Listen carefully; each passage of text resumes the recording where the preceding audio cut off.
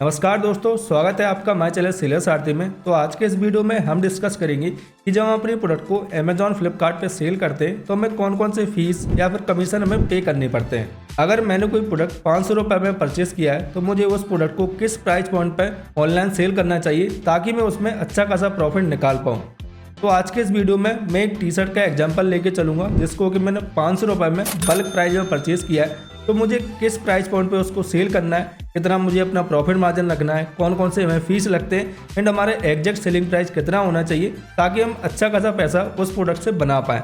तो चलिए शुरू करते हैं। तो जब भी हम ई कॉमर्स प्लेटफॉर्म पर अपने प्रोडक्ट को सेल करते हैं तो हमें 3 तरह के फीस तो लगते ही लगते हैं। तो जब हम अपने प्रोडक्ट को ऑनलाइन सेल करते हैं तो सबसे पहला जो हमें फीस लगता है वो होता है हमारा रेफरल फीस।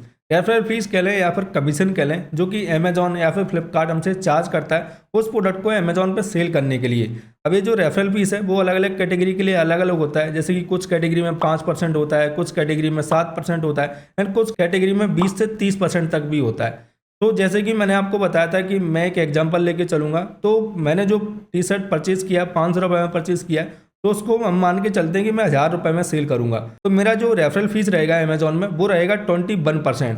तो मेरा सीधा सीधा 210 रुपये मुझे अमेजॉन को एज ए रेफरल फीस उस प्रोडक्ट के लिए पे करना रहेगा। एंड इसके बाद सेकंड जो फीस लगता है वो तो हमारा फिक्स्ड क्लोजिंग फीस, जो कि अलग अलग प्राइस के लिए अलग अलग रहता है। कुछ प्राइस रेंज रहते हैं, 100 से 500 के लिए अलग रहेगा, 500 से 1000 के लिए अलग रहेगा। अगर हमारे प्रोडक्ट का प्राइस 1000 से ज़्यादा है तो अलग लगता है। तो अगर मेरे प्रोडक्ट का प्राइस 500 से 1000 के बीच में है और मैं उस प्रोडक्ट को एफबी के थ्रू सेल करता हूं तो मेरा जो फिक्स्ड क्लोजिंग फीस रहेगा वो रहेगा 18 रुपये। फिक्स्ड क्लोजिंग फीस जो है वो हर एक ऑर्डर पर मुझे लगेगा जब भी मुझे कोई ऑर्डर आएगा। हर जो मैं फीस लगता है जब हम अपने प्रोडक्ट को ऑनलाइन सेल करते हैं वो होता है हमारा शिपिंग का फीस।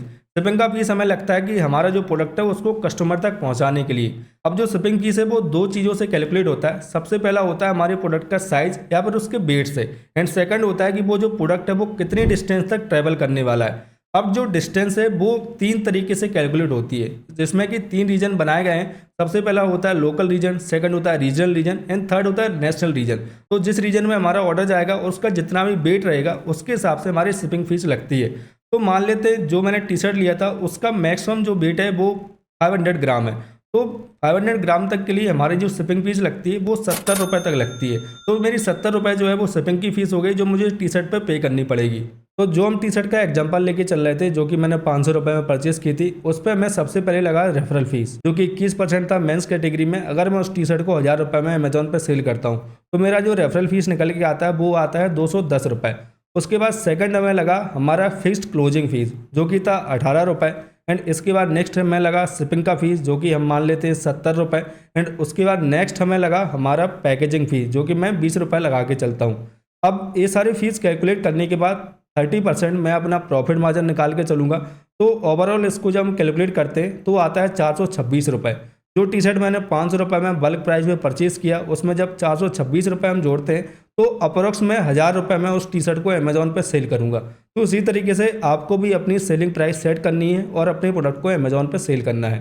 तो ये 3-4 तरीके के फीस है जो हमें पे करने पड़ते हैं। इसके अलावा अगर आप अपने प्रोडक्ट को एफबी में रखवाते हैं तो उसमें आपको स्टोरेज फीस पे करना पड़ता है एंड उसके अलावा आपको पैकेजिंग एंड शिपिंग फीस भी पे करना पड़ता है। अगर आप अपने प्रोडक्ट के लिए एग्जैक्ट प्रॉफिट मार्जिन और एग्जैक्ट सेलिंग प्राइस कैलकुलेट करना चाहते हैं तो अमेजॉन का एक ऑफिशियल कैलकुलेटर टूल आता है जिसको कि बोलते हैं अमेजॉन रेवेन्यू कैलकुलेटर टूल।